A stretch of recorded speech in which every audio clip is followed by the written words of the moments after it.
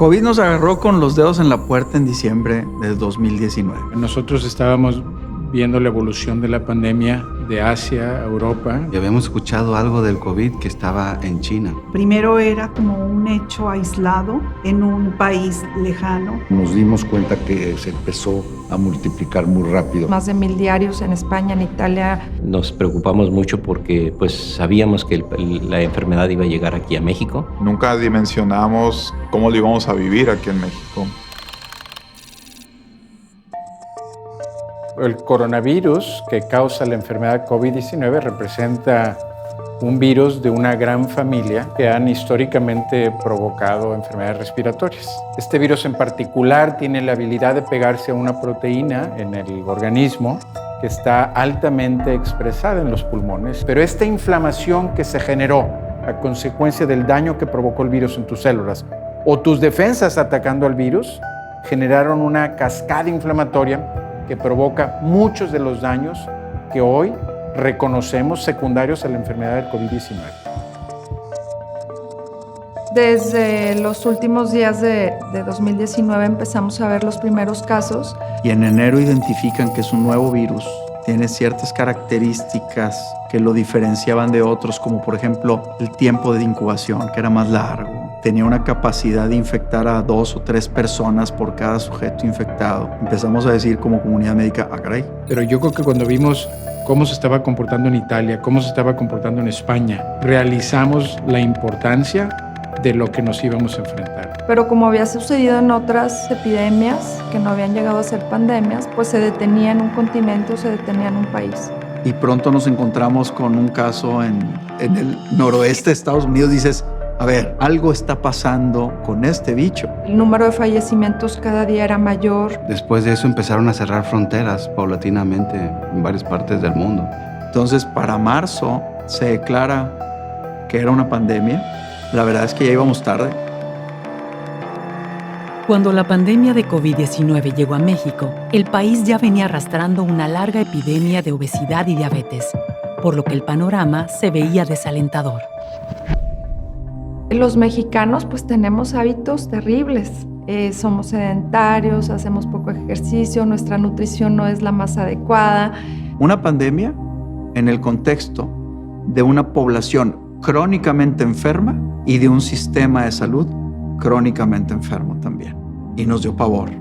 Tenemos una genética también que no nos ayuda mucho. Somos una población de personas con otras enfermedades como la diabetes y la hipertensión. Si se observaba en México el comportamiento de los casos que vimos en Italia y en España, se venía una catástrofe. Pues sabíamos que los pacientes nos iban a llegar en condiciones pues más críticas. Y si la enfermedad en su momento nos decían que afectaba importantemente a la persona mayor de edad, entonces decíamos, nos va a agarrar en un contexto complejo y sin camas hospitalarias suficientes. Entonces nos preocupó bastante. A mediados de marzo, se reconoce la gravedad de la pandemia y se anuncia la puesta en marcha de la Jornada de Sana Distancia en México. Comienza una fase crucial en la toma de decisiones. Nosotros asumimos una responsabilidad por el compromiso que vemos del TEC en su entorno. Y el TEC, nosotros hemos visto que es una institución de la comunidad y para la comunidad. En ese sentido, nos hizo reconocer que teníamos que tener un rol muy activo en el control de la pandemia localmente y tratar de influenciar a nivel nacional. Toda la comunidad, incluyendo las autoridades, no estábamos preparados ni conscientes del tamaño de lo que esto podría implicar. Teníamos muchos estudiantes mexicanos estudiando en Europa. Nos dimos cuenta que esto podía causar un problema muy serio y nosotros podíamos ser generadores de contagio. Y obviamente una de las acciones que yo sí creo que fue detonante para hacer que el país entendiera la dimensión de la importancia de la problemática era que el TEC de Monterrey, una universidad de un carácter nacional de relevancia importante, tomáramos la decisión de suspender las clases presenciales. Yo creo que ahí fue ese momento un detonador muy importante para que el país, la población entendiera que realmente estábamos y nos íbamos a enfrentar a una situación de gran relevancia. Lo anunciamos, se sorprendió la comunidad, fuimos hasta criticados por exagerados. Y nos sentíamos en el tecnológico y en TechSalud un poco corresponsables de las políticas públicas que se fueran a ejercer tanto en el país como en nuestra localidad, por la relevancia que tiene el TEC a nivel nacional, tanto en educación y el rol que hemos adquirido y tomado en el Estado de Nuevo León en salud. Ante el crecimiento de los contagios y la inminente crisis, TechSalud se prepara de forma multidisciplinaria para hacer frente a la contingencia, conformando el Comité COVID, que revisa diariamente los avances de todas las acciones orientadas a la seguridad y calidad en la atención de los pacientes. En primera instancia, el grupo de infectólogos, neumólogos, intensivistas fue acercarnos con la parte directiva operacional de TechSalud para decirles, ahí viene. Lo primero que pensé es, no estamos listos. ¿Cómo recuperamos tiempo y cómo nos ponemos listos? Empezamos a tener datos del centro del país y veíamos crecer un problema que no estábamos de verdad preparados para enfrentar. No estamos preparados desde el punto de vista arquitectónico, no estamos preparados desde el punto de vista de recursos disponibles y medicamentos, y no estamos listos desde el punto de vista de competencias del personal, de capacitación del personal. Al tener el primer paciente hospitalizado fue con nosotros. Ahí fue cuando nos dimos cuenta que era algo especial y que no iban a poder coexistir al principio, sobre todo con los grandes volúmenes, pacientes de COVID con pacientes de no COVID. Desde febrero a la fecha, todos los días sin excepción, nos estamos reuniendo para establecer todas las estrategias, tácticas, programas, todas las acciones que se han generado. Desde el principio era muy claro que la vocación del TEC era ayudar a la comunidad. Esas juntas de planeación, las recuerdo muy bien, fueron muy difíciles porque empezamos a ver el tamaño de la ola que iba a venir y fue un balance de qué es lo que contamos contra qué es lo que creemos que vamos a necesitar. En ese momento nos pusimos a preparar primero que nada infraestructura, el espacio físico, dónde los vamos a ubicar, cuántos pacientes podemos atender y en función de eso, cuántos médicos necesitamos, cuántas enfermeras necesitamos capacitar, qué medicamentos, qué insumos, qué equipo médico vamos a tener que adquirir. Lo más importante para nosotros en TechSalud, y lo hemos dicho no en COVID, sino en general, es el tema de calidad en la atención y seguridad para nuestros pacientes. Lo segundo fue atender a la comunidad que siempre hemos atendido. Muy rápido nos dimos cuenta que el crecer la capacidad física y clínica de atención era algo necesario. Armamos un diseño por etapas y dijimos, bueno, pues en la primera etapa vamos a trabajar en el Hospital San José. Lo primero que hicimos es, bueno, no tenemos que construir un hospital porque tenemos dos. Seguramente un hospital puede, el más grande, en este caso el San José, puede en determinado momento ir expandiendo su capacidad instalada para dar atención a todos. La primera estrategia fue eso, tratar de concentrar todo paciente diagnosticado o con alta sospecha de COVID en el Hospital San José y el Hospital Zambrano tratar de mantenerlo para la atención de pacientes que por su condición clínica requieren continuar con una atención pero que no presentan síntomas respiratorios, ¿no? La segunda, materiales y medicamentos. Necesitas un stock importante de recursos en la medida que te llegan nuevos pacientes y encima es un tratamiento especializado. Y la tercera, personal. Y personal lo podríamos dividir en grupo médico y en enfermería. Pero además hay que explicarles qué tendrían que hacer. Entonces, la definición de los protocolos de atención. Es involucrar a muchas áreas, contratar de forma rápida personal, entrenarlo, capacitarlo, acostumbrarnos a nuestra nueva realidad también como hospital. Los pacientes también COVID solamente iban a ser atendidos por un grupo que nosotros estuvimos integrando de médicos que estuvieron trabajando desde el principio en entender la dinámica de la enfermedad y no íbamos a abrirlo a que cualquier médico pudiese internar un paciente COVID con nosotros. Decir que solamente un grupo cerrado de neumólogos, intensivistas e infectólogos éramos los que, o somos los que vamos a estar brindando atención, pues generó muchas fricciones. ¿Pero por qué lo hicimos? Para poder estandarizar los procesos de diagnóstico y atención.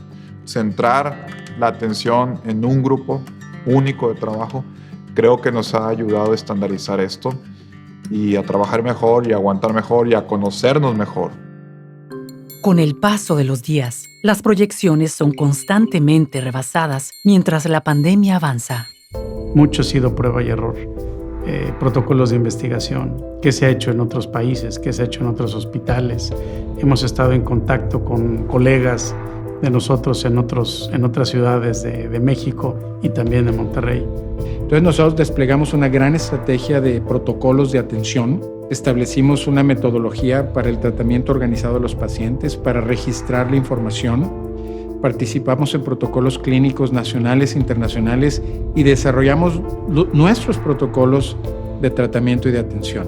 El área de cuidados intensivos se preparó de forma impresionante desarrollando todos los protocolos de manejo para todos los médicos y el equipo de atención al paciente estuviesen trabajando bajo el mismo esquema. Y eso yo te diría que genera dos valores importantes. Uno, sistematiza y maximiza el cuidado de los pacientes, por un lado, de tal forma que tenemos protocolos estandarizados que dan un resultado predecible. Segundo, traemos nuevas opciones de tratamiento que no existirían si no estuviéramos participando en protocolos clínicos, que eventualmente se transformarían en los protocolos estándares de atención. Y calidad, todos los lineamientos que deben ser, ¿verdad? Esto está plasmado en un papel y eso lo hemos divulgado y se lo hemos compartido a muchas instituciones, a los que nos han pedido ayuda, nos han pedido alguna estrategia, sin lugar a duda les brindamos el protocolo, ¿verdad? Algunas de las nuevas avenidas de diagnóstico y tratamiento que estamos desarrollando en TechSalud hoy, yo creo que se van a convertir en estándares de tratamiento en algunos meses. Esta situación sin precedentes plantea un gran reto en la organización y logística para los hospitales de TechSalud. Bueno, ¿qué fue lo primero que pensé una vez que se determinó que el Hospital San José iba a ser hospital COVID? Honestamente que no estamos listos. Inmediatamente fue, ¿qué necesitamos para estar listos? En cada uno de los dos hospitales se presentan retos diferentes. En el San José, pues obviamente es convertirlo y reconvertirlo totalmente en un hospital para la atención de COVID. Y aquí en el Zambrano, pues es incrementar la capacidad. Suena sencillo decirlo, estamos hablando de un hospital con una capacidad para 180 pacientes. Y 180 pacientes con esta severidad de enfermedad es una situación completamente distinta a lo que este hospital maneja naturalmente. En cuanto a arquitectura, el Hospital San José presenta ventajas y desventajas. Ventajas, te permite segmentar un área de otra, logrando independencia entre los espacios. Desventajas, es un hospital cuya comunicación interna no es la más sencilla. Tiene muchos laberintos, tiene muchas posibilidades de llegar de un punto A a un punto B por distintas rutas. Eso representa un reto porque son puntos que tienes que controlar.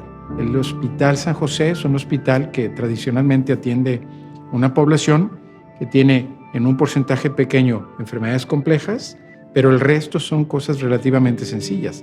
Y ahora estamos convirtiendo ese hospital a un hospital completamente de atención compleja. Cuando tienes un problema de alta ocupación o de ocupación colapsada como fue esta situación, te interesa dos cosas. La primera, no sacrificar la calidad. Eso es lo más importante. La calidad de la atención tiene que estar garantizada. Y la segunda, tener las condiciones adecuadas para que en el momento que salga un paciente ingrese un nuevo paciente. Nos dimos cuenta que necesitábamos contratar aproximadamente 130 posiciones para poder cubrir lo que declaramos de habitaciones o lugares para atender pacientes COVID. Y además, tuvimos que invertir en esta reconversión, adquirir ventiladores, adquirir sistemas, equipar camas para pacientes graves, monitorizar prácticamente una torre completa. Prácticamente hicimos que una torre fuera de pura terapia intensiva para fines prácticos. Hoy, por ejemplo, al paso del tiempo, te puedo decir que de tener un número promedio de 160 pacientes hospitalizados todos los días, una tercera parte de esos, al menos, están críticamente enfermos. O sea, es un número muy importante. La verdad, yo me enfrenté a este tema como me enfrentaría a un paciente gravemente enfermo. Yo digo, hay que resolverlo y punto. Y sin ni me importar el tiempo, el trabajo ni los recursos. Y nunca estuve midiendo las decisiones en base a las posibles consecuencias. No había antecedentes sobre cómo atender a un paciente COVID, por lo que la capacitación de todo el personal médico es fundamental, tanto para su propia protección y cuidado como la de los pacientes. El manejo del personal tiene muchas implicaciones. La primera, la gente tiene miedo. La gente no sabe a lo que se va a enfrentar. La gente nunca ha enfrentado una situación similar. No tenemos las preguntas, no sabemos las respuestas, pero estamos juntos. Nos reuníamos en los diferentes turnos de diferentes pisos para explicar que este era un problema real, un fenómeno mundial, una pandemia, en donde del personal de salud, los enfermeros, éramos la primera línea y que teníamos que estar preparados y que apelaba a la vocación y a la esencia del trabajo de los enfermeros. Empezamos a tener sesiones relacionadas a todos los protocolos y los proyectos que íbamos a realizar. Empezamos a ver todas las gestiones, todos los proyectos y todos los protocolos. El infectólogo, en coordinación con nuestro jefe de emergencias, nos dieran como talleres de cómo vestirnos. Esa de la protección personal. Así empieza el servicio de emergencias. Primero es mi protección. No sabíamos a qué nos íbamos a enfrentar. Digo, no es lo mismo leerlo y verlo en la televisión que vivirlo. Al inicio, cuando no nos quedaba claro el mecanismo de contagio de este virus, muchos optamos por separarlo de nuestras familias. Les dimos una capacitación con una simulación en donde trabajamos 3 estándares seguidos donde el personal no debería de equivocarse.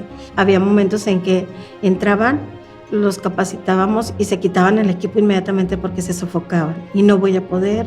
Entonces teníamos que hacer esa labor porque era su armadura para ellos. Al final del día iba a ser lo que los iba a proteger. Estuvimos fortaleciendo toda esa parte de resiliencia, en donde va también enfocado a la parte emocional, a la parte espiritual, a la fuerza, a la voluntad, a la valentía de todo el personal de enfermería. Y yo creo que fue muy justo ahorita que tenemos toda la cantidad de pacientes dentro de la institución para que las enfermeras tuvieran esa fuerza para poder sacar adelante a nuestros pacientes. Yo creo que el sello y el distintivo del talento de TecSalud es que realmente la gente sabe que está aquí porque están conscientes que la institución los va a cuidar y nunca los va a dejar solos. Nos damos cuenta que esa actitud como institución es muy poderosa.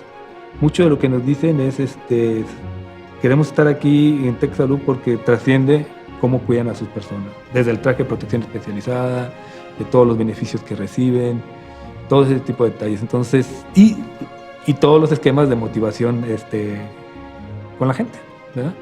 Me queda claro que no hay ningún centro que tenga las condiciones laborales tan favorables como nosotros, y eso lo puedo decir abiertamente. El compromiso de la institución de que si alguno de nosotros cae enfermo, como ya ha sucedido, se ha atendido dentro de nuestras instalaciones. Eres uno de los nuestros, te atendemos dentro de nuestras instalaciones. Se les dieron gastos médicos mayores a los que no tenían, brindándoles equipos de protección personal, brindándoles una capacitación en la puesta y quitada de los equipos, de manera que sepan que el riesgo que corren es menor que en otros lados. Y yo estoy agradecido con Rectoría, la dirección de los hospitales, la forma en que nos han apoyado. La expectativa ante el crecimiento de la pandemia mantiene al equipo de TecSalud en alerta. Ante esto, el trabajo del equipo médico se ve apoyado con la colaboración de los residentes de la Escuela de Medicina, quienes desinteresadamente se suman al gran esfuerzo. Entre ellos se encuentran pasantes de medicina, odontología, alumnos de ciencias clínicas y de todas las carreras. En sus actividades destacan teleconsulta y estudios epidemiológicos para pacientes positivos para COVID-19. Seguimiento telefónico en pacientes postoperados que además tienen diagnóstico de COVID-19. Atención a la línea de WhatsApp de TecSalud. Apoyo al equipo médico de área COVID-19 en la gestión de expedientes y captura de datos. Reporte diario de estadísticas locales, nacionales e internacionales.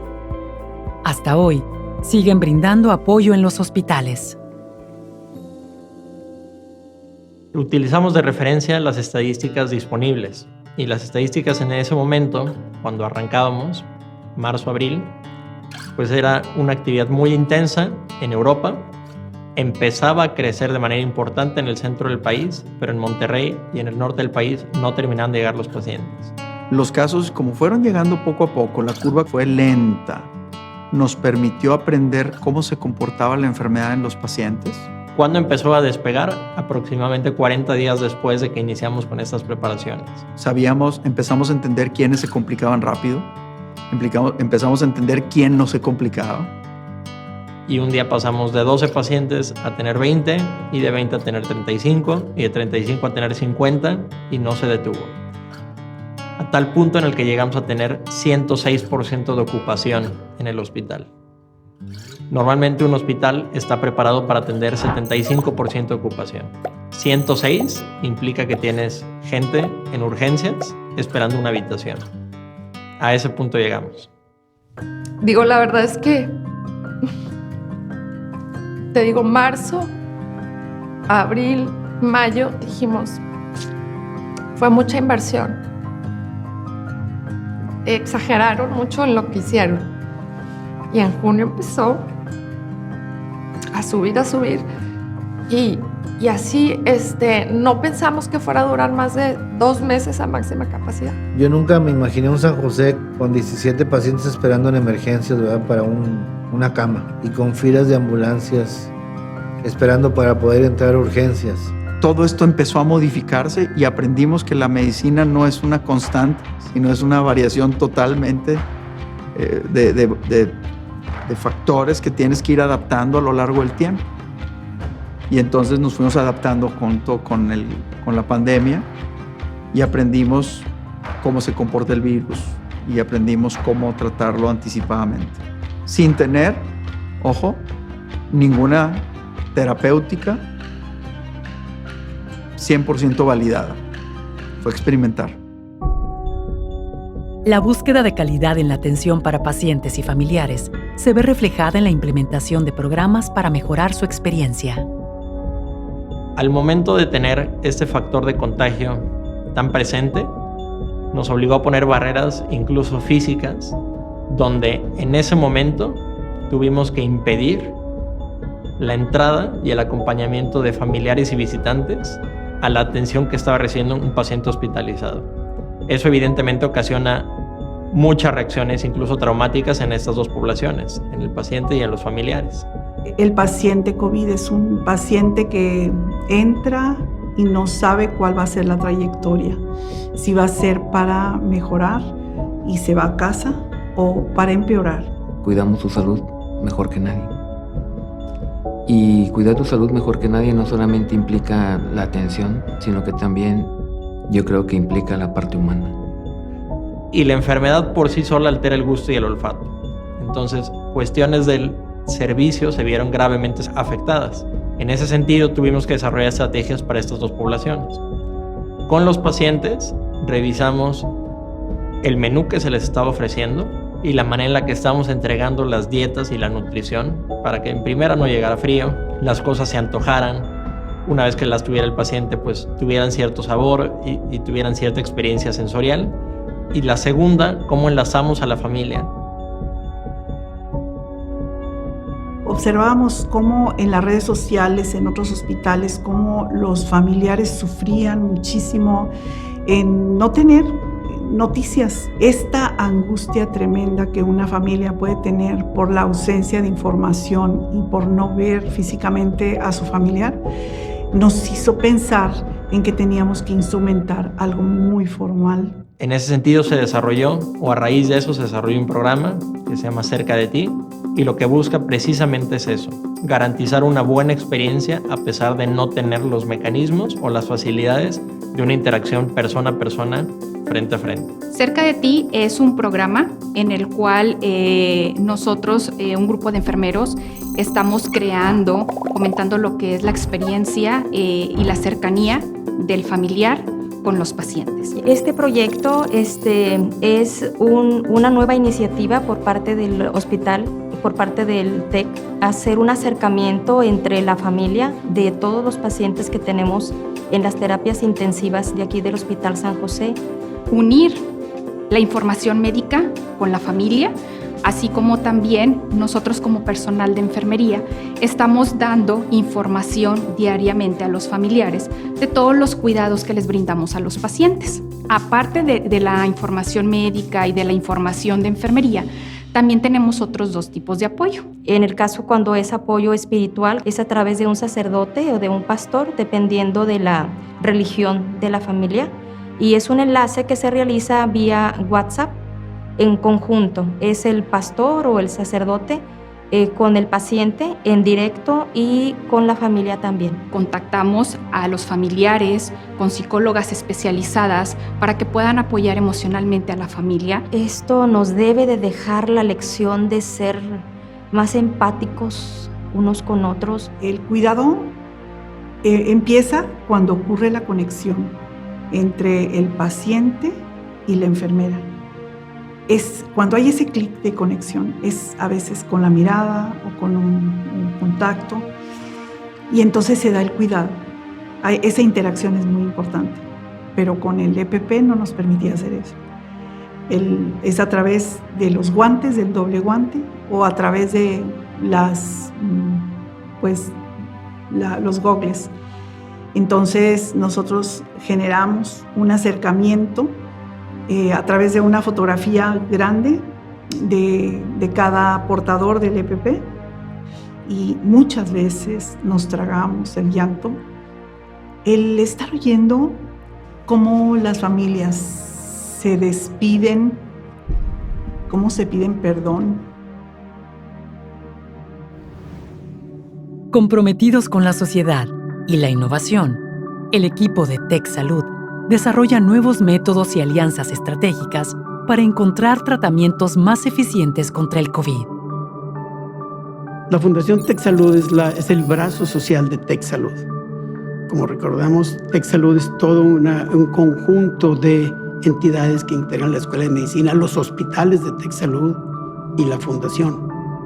Y básicamente es llevar atención a las personas más desprotegidas en diferentes especialidades.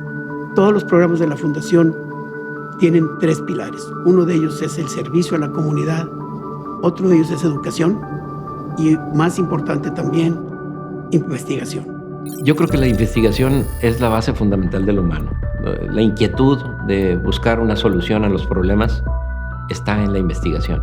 Es muy importante la investigación en COVID ahorita, buscar nuevas innovaciones, nuevos medicamentos. Nos preocupamos mucho porque pues sabíamos que la enfermedad iba a llegar aquí a México. Lo que hizo TecSalud fue armar un equipo de trabajo. Había químicos y genetistas, especialistas en biología molecular, a los cuales dijimos, a ustedes les corresponde la parte diagnóstica. Esa capacidad de poder guardar hoy más de 10,000 muestras parece sencilla, y dices, pues es sencillo. No, no es sencillo. Es catalogar, armar una biblioteca, que todos los datos estén totalmente cegados para no saber la identidad de la persona y no hacerla vulnerable. Entonces tuvimos que hacer un COVID Biobank, donde precisamente tomábamos muestras a las personas de sangre e hisopados nasales principalmente para ver la susceptibilidad humoral. Tuvimos que innovar, cosas que estuvieran descritas ya utilizadas en la literatura en enfermedades similares, y para ello, pues revisando la literatura, teníamos la opción terapéutica del plasma. El plasma es el medio líquido de transporte de todos los elementos, un manejo de anticuerpos de un donador que ya tuvo COVID para neutralizar el virus de un paciente que está enfermo.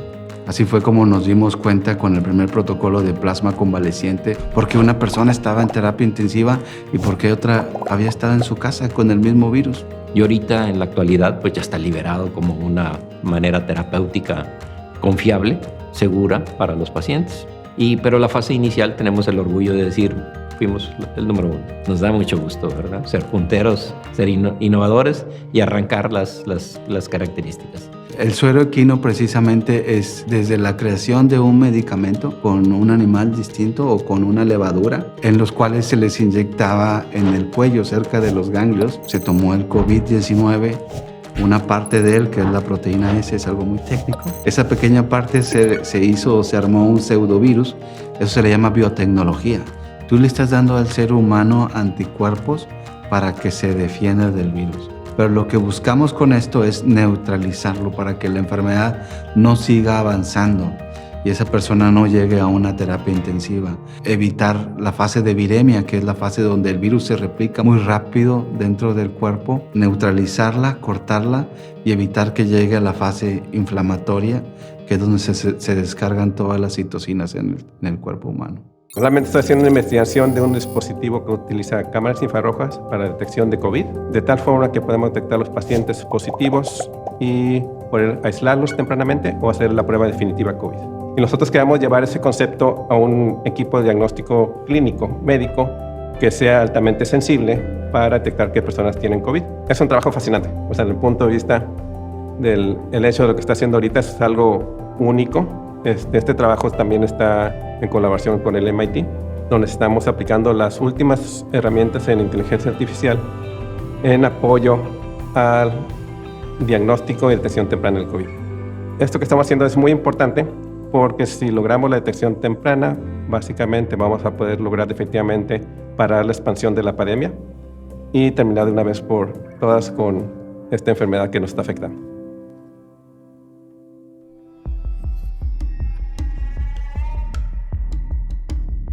El 23 de diciembre del 2020 llegó a México el primer lote de vacunas contra el COVID, iniciándose así el Plan Nacional de Vacunación, que trae la esperanza de volver lo antes posible a la normalidad de nuestras actividades cotidianas.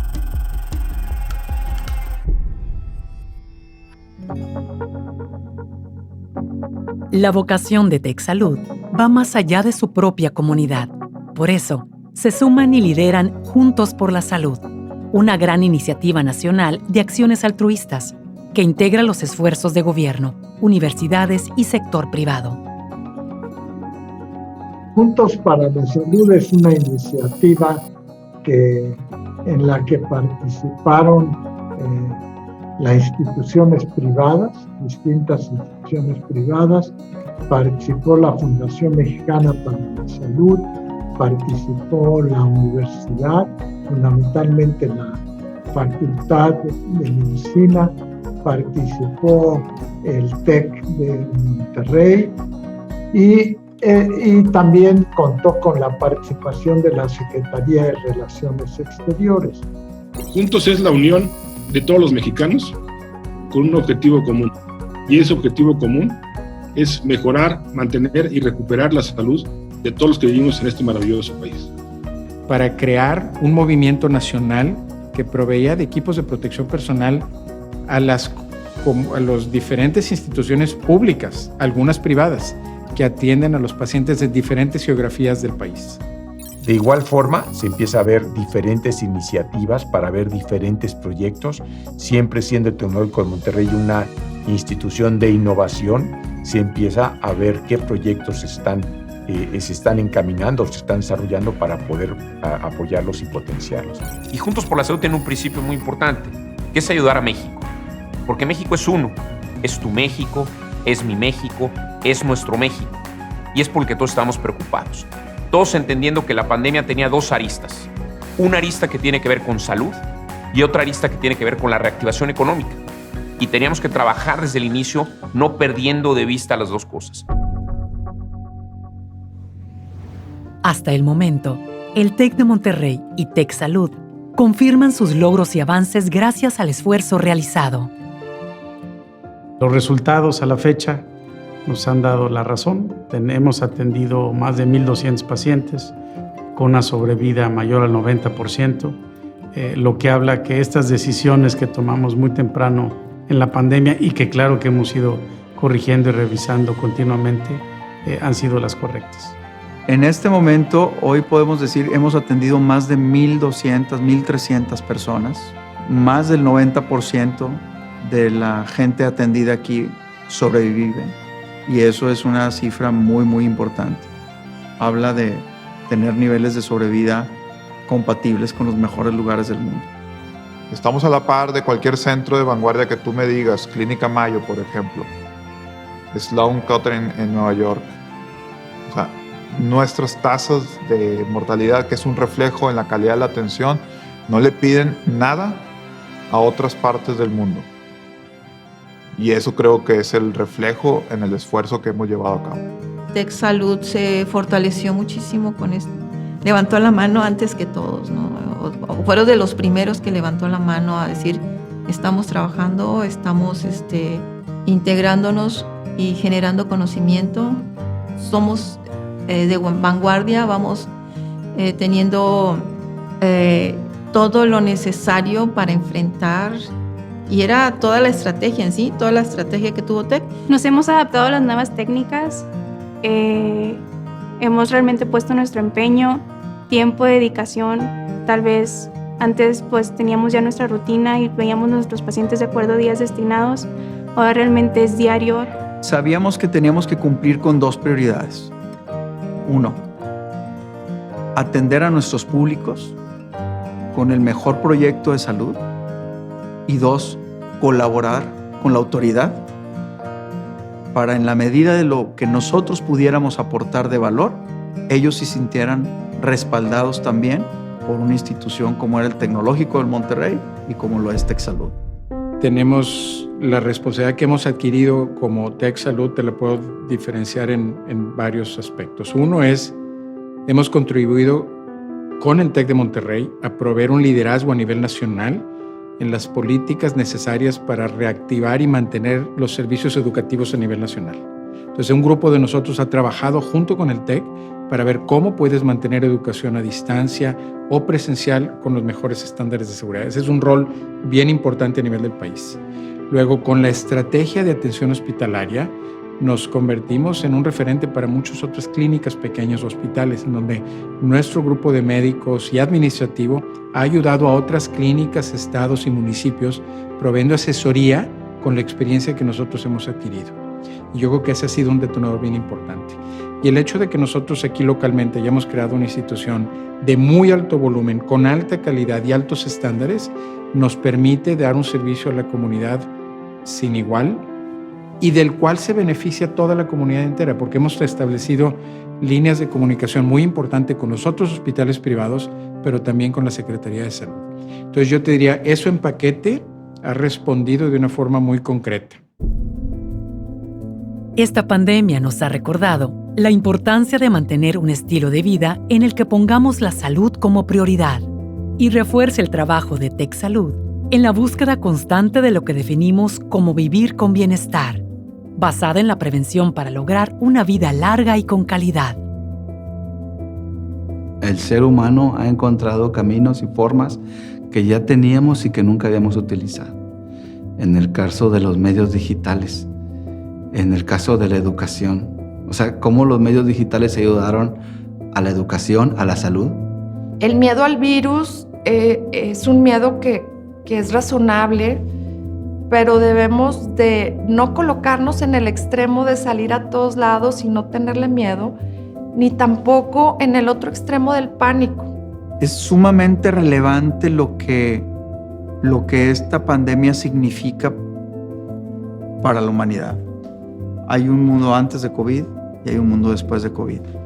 Yo te diría que yo me siento plenamente orgulloso de los resultados que tenemos hasta hoy y estoy seguro que vamos a continuar así, dando una respuesta completamente altruista, de sacrificio personal, tanto en la parte educativa, en la parte asistencial. Nos deja la enseñanza de cómo debemos estar preparados para algo que todavía no sabemos que está ahí. Debemos tener un sistema de salud flexible, enfocado en el bienestar, que permita que la gente esté sana, para que si llega una enfermedad catastrófica, no le golpee de manera tan contundente. Aprendimos que los sistemas financieros deben estar preparados para una catástrofe económica. El acercamiento que hemos tenido como equipo ha sido una pieza fundamental en los resultados que ahorita tenemos y en la atención médica que proporciona tanto el Hospital San José, que es COVID, como el Zambrano, que al día de hoy es no COVID. El compromiso, como decía, la parte del talento, no solo de la gente que está directamente atendiendo a los pacientes, sino de todos los que trabajamos en TechSalud, es algo fundamental, ¿no? Como decía, no hay beneficio económico que compense el riesgo que se está corriendo, ¿no? Entonces, sin compromiso, todo lo que se ha logrado a la fecha sería imposible de conseguir. Y la gente lo demuestra todos los días viniendo a trabajar, sea sábado, sea domingo, sea en la noche, sea lo que sea. Hay un compromiso total de los que trabajamos en TecSalud. Yo no sé si venga otra pandemia, pero aquí se resolvió.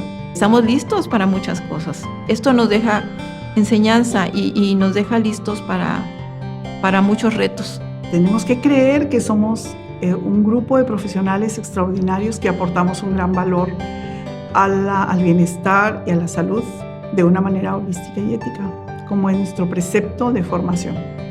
Yo tuve un instinto que teníamos que hacer lo que hicimos. Nunca lo cuestioné, nunca me preocupé por lo que iba a decir la gente, por el impacto, por el riesgo institucional que tuviéramos de afrontar este compromiso, porque si los resultados no fueran buenos, estaríamos teniendo una conversión diferente. Esta pandemia nos ha enseñado que ante la distancia física tenemos que tener un acercamiento emocional. Nos hemos extrañado mucho. La verdad es que nos hemos extrañado de una manera que jamás habíamos visto. La necesidad de un abrazo hoy todo mundo la tenemos. Todo mundo la tenemos. O sea, yo creo que cuando esto pase, nos vamos a abrazar más que nunca en la historia de la humanidad. Y yo creo que el actuar así te hace actuar con buena fe y eso por lo general te lleva a buenos resultados.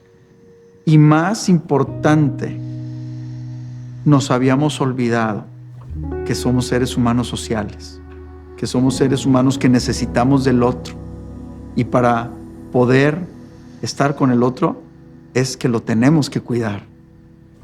Esto nos enseñó a que nosotros también tenemos una responsabilidad social de cuidarme, pero de cuidarte. Y yo creo que esa es la enseñanza más importante. Pero hay que hacer el bien sin pensar a quién y sin pensar tampoco en la recompensa que eso te va a traer. Yo creo que esa actitud es la que nos hizo hacer lo que hicimos. A marzo del 2021, en México, se han registrado más de 2.200.000 casos confirmados. En TecSalud se han atendido más de 3.000 pacientes hospitalizados con COVID-19. El trabajo de sus más de 1.500 profesionales de la salud ha resultado de una tasa de sobrevida del 88%, una de las más altas del país y una de las mejores del mundo.